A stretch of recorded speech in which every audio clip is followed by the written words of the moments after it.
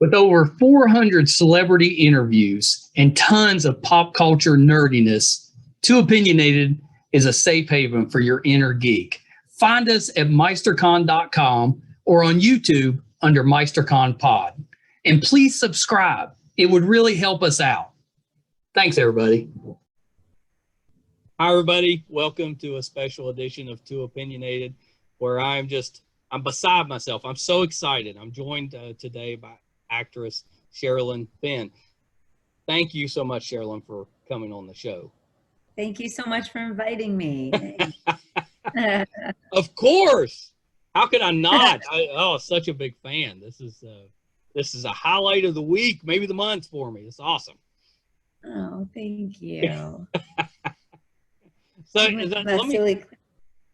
I think my quarantine clip hair. That's right. You got. See, I wish I could do something like that. No, but this is what it feels like. I don't have to feel any hair anywhere on me. So I just grab many random clips and there we go. And ready to go. Isn't it weird, we're this whole Zoom thing that we're all doing now. It's definitely relaxed how everybody is with each other. Right. This is us. We're stuck at home. Yeah. Yeah. Are you doing any Zoom happy hours? Have you had any meetings with friends? I have not, and I've heard about them, and I think I need to do some of those with a few friends. I was talking to my brother. I know, we just haven't done it yet. Yeah, you got to get. I don't drink a lot, so probably, in my 20s, I would have been having crazy Zoom parties all the time. But maybe tea time. Maybe it's time for tea time. It's definitely time for more connection. I know that. I mean, on a safe day, it was cool outside, and there wasn't a lot of people, and I let myself go to the beach for a little while, and I couldn't believe how different I felt. Just to be connected to the ocean, just to be outside of, that confined space and seeing, just the horizon. It really made me realize I have to go much more often. And so I have been. And again, it's not with a bunch of people, but it's connecting for ourselves, because you can only do it so much on this box. Well, that's exactly right. You need that for your personal health. Yeah, everything, balance as much as we can is really, the best way to go. That's exactly Not that I'm always doing that, but So I think now it's the first time I think I ever saw you in something. Let me make it. I forgot. Let me think. Because you've done so much. But it was, let's see, I know it was before Twin Peaks. Yeah, I don't know. I don't know what it is. I've seen you in so many things. I know that you've done such interesting roles, which I love about your career. I know that you were on Friends. You did a stint there as Chandler's girlfriend. I thought that was terrific. Of course, all the stuff with Twin Peaks, Wild at Heart. You've had such a great, fun career. And I always wondered, what made you want to get into acting? I don't think that it was. I think it was more not knowing what I wanted to do than thinking that was what I wanted to do, and being. I think sometimes things choose us more than we choose them, and being in Hollywood at the right time, just having moved here at 17. Having a mom that was open enough because her family was very involved in the music business, I just really fell into it. Messed around with it and then kind of fell in love with it once I found some really good teachers who, we all need good teachers or mentors, even if we have one that can really change our life and deepen things. And that's what happened to me. Yeah. Yeah, that's awesome. I know your family, you come from kind of a musical family. Do you play any instruments, or do you sing? I do not. Yeah. I can sing, but I don't think incredibly well. I sang in a film or two, but it's not really my thing. I mean, I love music and dancing and all that, but being a performer that way, musically, never appealed to me. Yeah, and I think it's all you're artistic though, and it all kind of, if I found that a lot of times in families that are artistic, where it's musically, art, acting, it all kind of connects, and you kind of tend to, it may come out in different ways, but it connects. That's really interesting. So I have to ask, I don't, because I know our time is short, so I have to ask. Okay. So Twin Peaks, absolutely, huge fan right from the beginning. Love the revival we got recently. That was terrific. So I'm assuming that you can explain to me what in the world. What in the world? I've been trying to figure out for 30 years what's going on with that show. You can't assume bad assumptions. No, what I would say is the same. I myself have watched certain things that I affectionately called David DKL, David Keith Lynch. I watch things that he does, and I just say, DKL, I have no idea what is going on. And he, in all his sort of honest, kind of unique wisdom, said that, well, Sherilyn Fenn, he always calls me my full name, Sherilyn Fenn. Sherilyn Fenn, understanding is overrated. And I know what he means, because we can understand something now, but there's David. One of the many unique things is he doesn't work in a way that there is one thing that you're going to have this aha moment and everyone will get it all at the same time. He works in this very underground personal way, and the more personal the material, each person is going to get their own interpretation of it. Yeah. And it's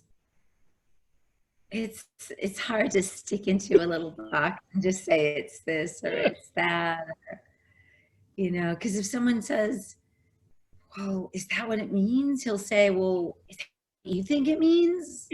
And they're like, he's not going to give it away.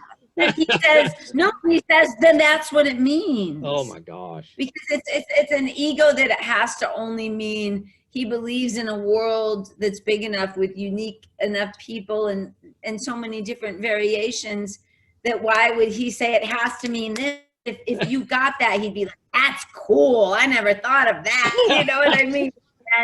And be happy that are you saying that he doesn't know what it means? No, I think he knows what it means. Yeah, I think he knows what it means to him, but he's whereas somebody might want to say, oh, now I already understand this, so I'm going to show it to you in a film, in a package, and everything's going to make sense and it's all going to come together perfectly. I don't think that David, and neither do I, believe that life is like that, truth is like that, life is messy, things change. It can mean one thing today and something very different tomorrow.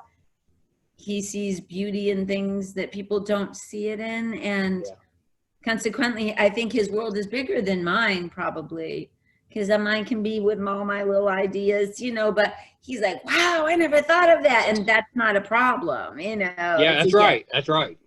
Yeah, he's so talented. I mean, But people like to be in control and think they know. yeah, that's right. That's right. We do.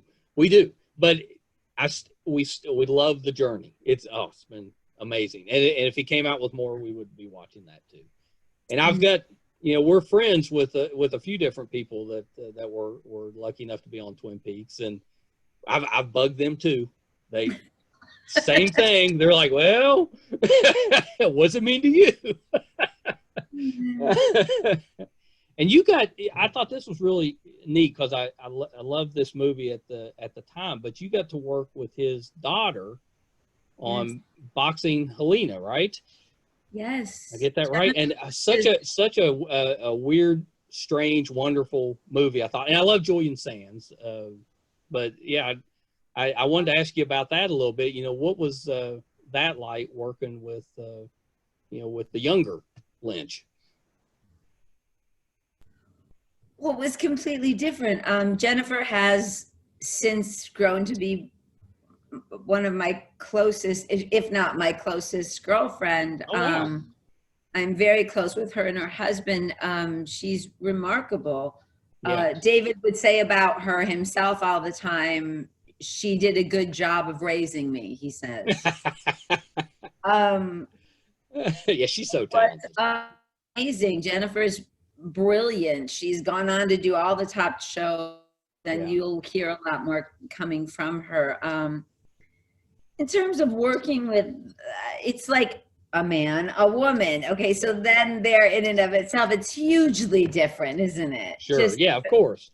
And a contemporary that was only a few years younger than me, which she is, and David. So it was very, very different. And how it was like is that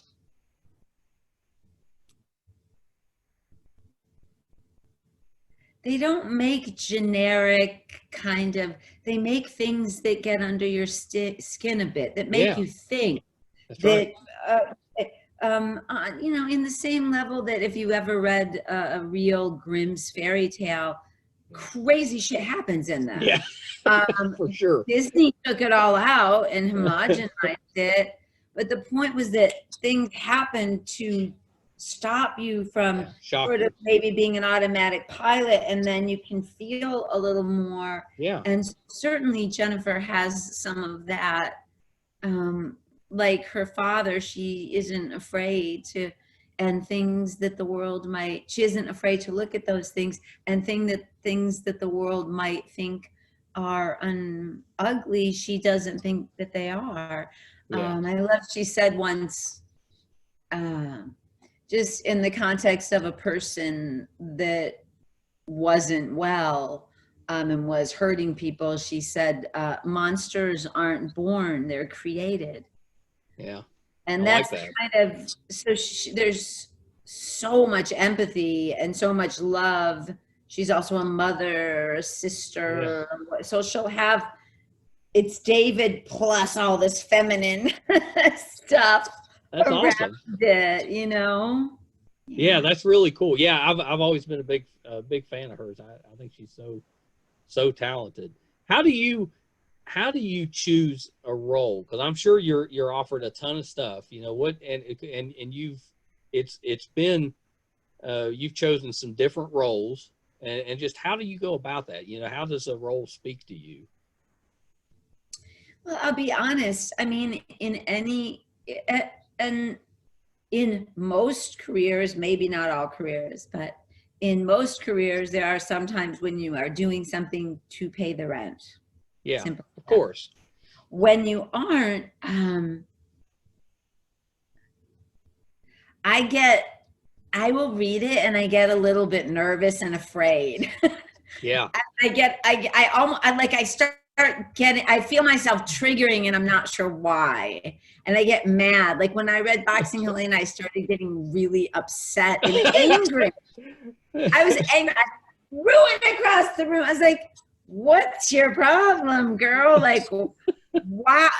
So sometimes it's just not, it's an instinctual thing where it scares you and you feel like, wow, I have to look at something here. I'm not completely sure what, Right. Because sometimes if it's, oh, I can do this, or I know this, or I'll use this, and blah blah blah, then it's boring. Whereas if you're willing to go into and explore things that really do scare you, being, my teacher said, being film, discovering things and growing and learning is what I was taught it's kind of about. That doesn't mean that other things can't come into play, like imagination, or like, you know, just many different things. But at the core of it, your wounds and your life experience and your stuff, it becomes golden. It becomes, and then through your work, if you're able to go deep enough, you can like address and hopefully sort of process some of it. Sure. Your work.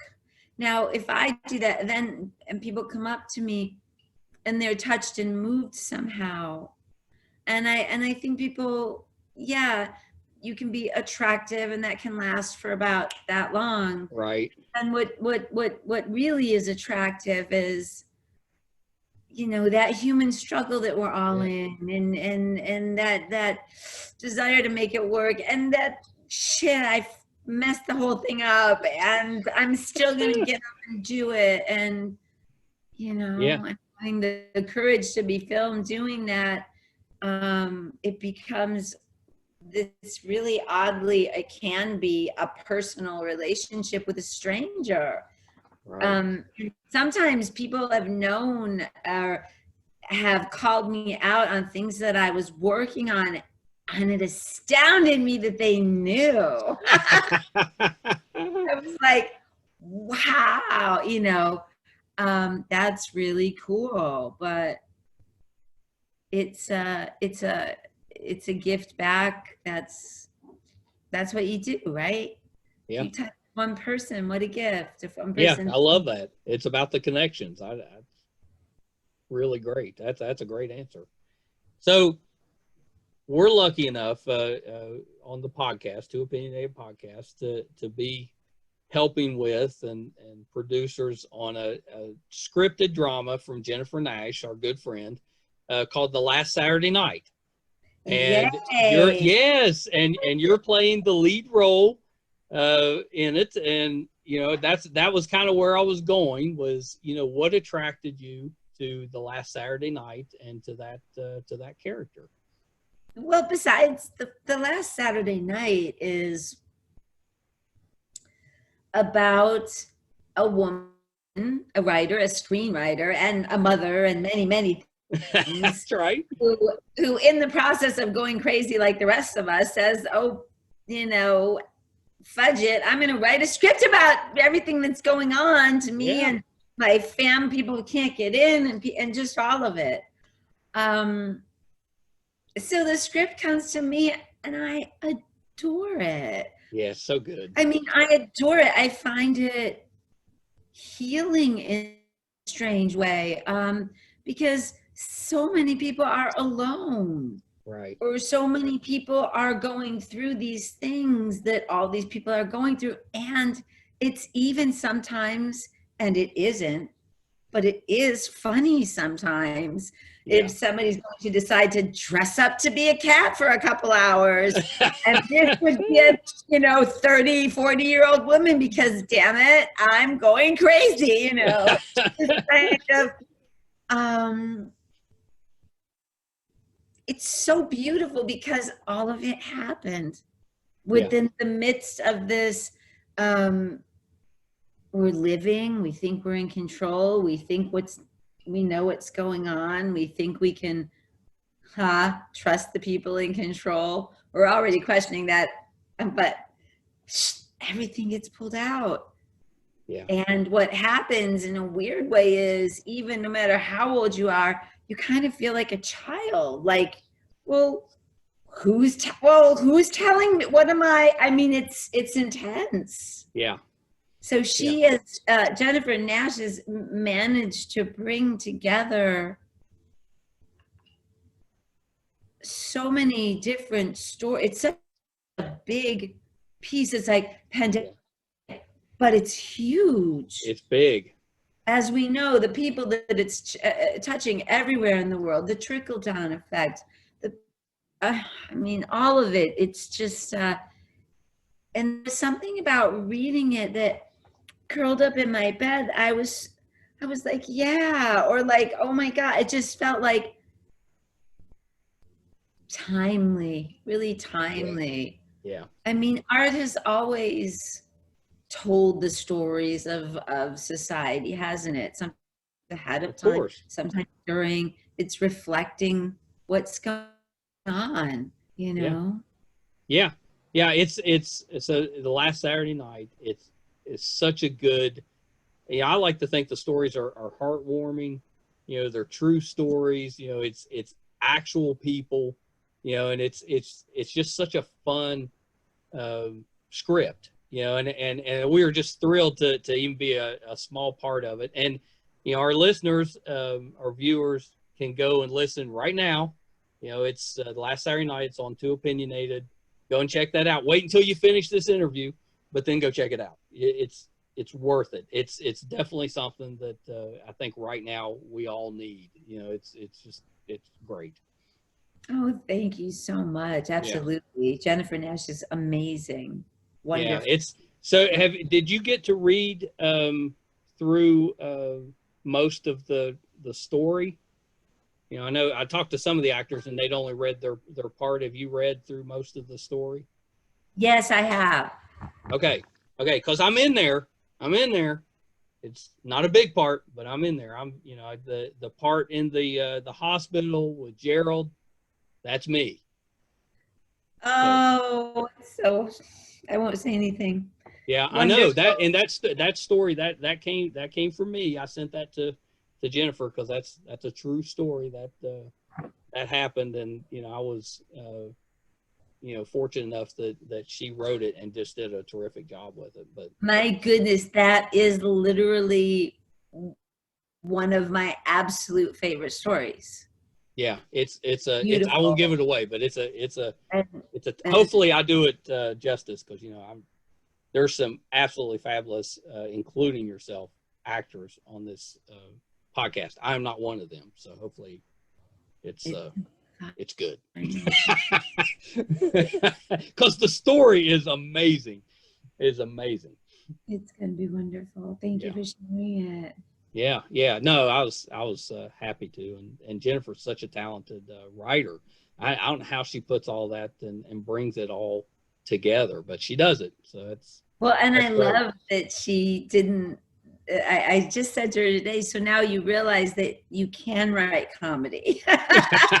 You She's good at it. Good, you can, and you did, and you did it really well. Yeah. Yeah, I'm so excited to hear your parts. I know you're going to be wonderful. We were all jumping up and down when you came on board. That was thank you so much. That was a fun day. Well, yeah, we're such huge fans. So I know we have to wrap it up, but I wanted to mention because you've done so many roles. But I used to love this show called The 4400, and you played the weirdest character on there. How funny. Do you remember that show? I want to make sure I get right. I wrote it down. It is the 4400. Yeah, I remember walking up a street with bodies everywhere. Yes. You played that character that would like emit spores from her hands. Yes. It's so weird. Oh, I love that show. That's why I said you've done some really, you know, for a nerdy guy. Love the stuff you do. I love it. Thank you so much. Wow, I totally forgot about that. See? Do you have a role that maybe is a little more obscure like that you know you kind of enjoy, that's a favorite of yours? I don't. I keep everything's just sort of tucked in my memory because I don't get a lot of pleasure out of seeing myself. I get more pleasure out of like the memories of this or that. Oh my God, how that felt. Because when I see it, then my brain starts judging everything, and it's not that. I learned very early on, just for me, it wasn't going to help me to see it. In fact, it was going to, turn me against me. My son's like that. He does these podcasts with me most of the time, and I love to listen to them. I don't watch it very much, but I love to listen to our podcasts, and that helps me to get a little bit better. He hates it. Yeah, he hates it. He absolutely refuses. He's like, why would I listen? I was there. That's great. and the beauty is there's no right way. The right way is the way that works for you, you know. That's and right. That's what just, see thy own self be true. Whatever That's right. you, that's good enough. Not hurting anybody. That's right, not hurting anybody. So before you go, I wanted to get this right. David Lynch, he once described you as 5 feet of heaven in a ponytail. Right? Right? So my question is, if you have to describe me, what would you say? Oh my goodness. I don't think anything as clever as David's. I think that's a song title. I would say a wonderful, kind-hearted, and very wise soul. Yes. And somebody that I'm happy to have done this. This is the first time I've done this. And you really? are a sweetheart. And it's just honest and connected, and you're here now asking questions, and it's all good. You're so cute. You're like, what was that movie? Well, there was this. I know. I still can't think of it. I love that. You just got to bet. That's great. You don't remember the movie? I can't remember. I loved it. Can't remember it. It's been so strange, and I'll let you go. But this podcast, we started it and we had no clue what we were doing. And it's so funny. The more we messed up, the more mistakes we made, the bigger it got. And I can't explain it, and that's why I told you, I was like, if we start doing this really good, people are going to start listening or stop listening. So just don't forget where you come from. Just be yourself. Allow yourself to go, oops, that's a mistake. That's the lesson. Well, Sherilyn, thank you. Here's a similar, just a little story. I'll make it really quick. That's oddly similar. Is that I had been going to auditions and blah, blah, blah. And I met before Twin Peaks, I met a manager, and she invites me to a Christmas party. And I'm in my early 20s. And she says, I think that afterwards, when everyone's gone, I think you try to be who they want you to be instead of sort of just being yourself. And she says, and what I mean is, like, if you're a goofball, you're a goofball. If you're a little bit bitchy, a little bit bitchy. If you're a jokester, if you're shy, which is who I was, especially then you be who you are, because when you be who you are, those directors will want to work with you. And my very next meeting is with David. And I'm nervous, thinking I'm supposed to, do what she said, which is the opposite of always like, hi, how are you? My name's blah, blah, blah, blah, bullshit. So I do what she says, a little bit quiet. I answer his questions honestly, because Twin Peaks is not a great script. David Lynch is a great director who makes Twin Peaks a great script, which then Northwest Passage. And I'm like, well, everyone's sleeping with everyone. I mean, I tell him everything, and I'm just quiet sometimes when I'm quiet, whereas in the past I would try to say something. So he's doing more of the talking. So we finish, and thanks so much. Great to meet you. And I leave.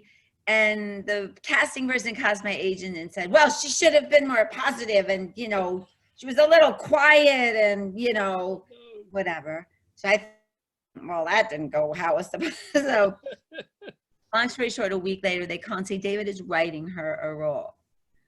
So there would be no Audrey Horne. There was no Audrey Horne. There was no, I came in like any other actress my age for Donna Hayward, and Shelley. Yeah. That's it. So that he went and did that, he saw somebody based on me allowing myself to just be me. Goofy girl from Michigan who gets pretty quiet when she meets people and probably says things she shouldn't exactly say, but they're truthful. She's not saying them, she just, you know, and that changed my life. And that like set off one of the many ways it just set off a trajectory of, wow, you know, what a great story. People need and want authenticity. I think they want fantasy and superheroes, but they just want somebody to go, oh, I was so hurt the other day, or just having a really hard day for whatever reason, because we're in a crazy time. And a girlfriend of mine knew, and all she wrote to me was, I'm hurting too. And I was like, what? He gets you. You know, it was just, it's okay. I'm hurting too right now. Yeah. You know, where can we all meet? It's like Rumi says somewhere, and I won't quote it as beautifully, but something like, we'll meet somewhere out in a field, beyond everything, beyond right doings and wrong doings. That's it. I'll meet you there in a field beyond right doings and wrongdoings, or something like that. I love it. But it's beautiful. It's like, beyond all this shit, let's just, yeah. Yeah, that. See, and you are that. And you're a sweetheart. I didn't even know it.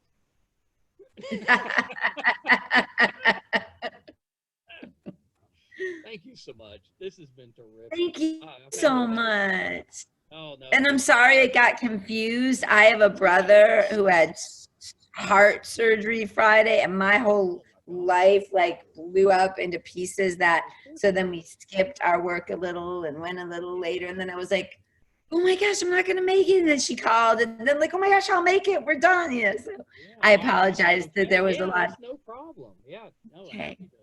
I hope he's okay. That's awful. Yeah, he'll be fine. We're still figuring it all out. Well, of course. Yeah, of course. God bless Well, you. yeah, Sherilyn, before you go, where can people find you?